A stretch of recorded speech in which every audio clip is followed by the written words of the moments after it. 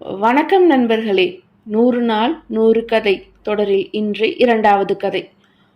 ஒரு ஊர்ல ஒரு அழகான இளைஞன் இருந்தான். அவன் அந்த ஊரை சேர்ந்த ஒரு விவசாயியோட மகளை விரும்பினான். அந்த பெண்ணை திருமணம் செய்து தர சொல்லி அந்த விவசாயி கிட்ட போய் கேட்டான். அதுக்கு அந்த விவசாயியோ, சரி, என்கிட்ட 3 மாடுகள் இருக்கு, அந்த 3 மாட்டையும் நான் ஒன்னொன்னா தொழுவத்துல இருந்து அவிழ்த்து விடுறேன். நீ ஏதாவது ஒரு மாட்டோட வாலை பிடிச்சிட்டாலும் என் பொண்ணை உனக்கு திருமணம் செய்து தரேன் அப்படின்னு சொன்னாரு. இளைஞனும் ரொம்ப சந்தோஷமா மாட்டை பிடிக்க தயாரா நின்னான். முதல் மாடு தொழுவத்தை விட்டு வந்துச்சு.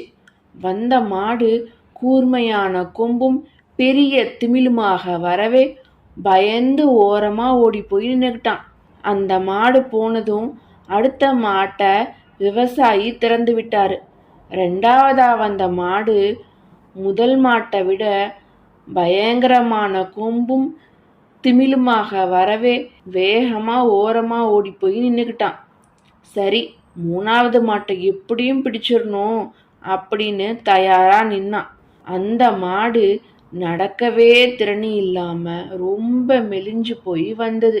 இந்த மாட்டோட வாலை பிடிக்கிறது ரொம்பவே எளிது அப்படின்னு இளைஞன் அந்த மாட்டுக்கிட்ட ஓடி போய் பார்த்தா, ஐயோ பாவம், இந்த மாட்டுக்கு வாலே இல்லை. அது ஒரு வால் இல்லாத மாடு. இளைஞன் என்ன செய்யறதுன்னு தெரியாம தகச்சு போய் நின்னான்.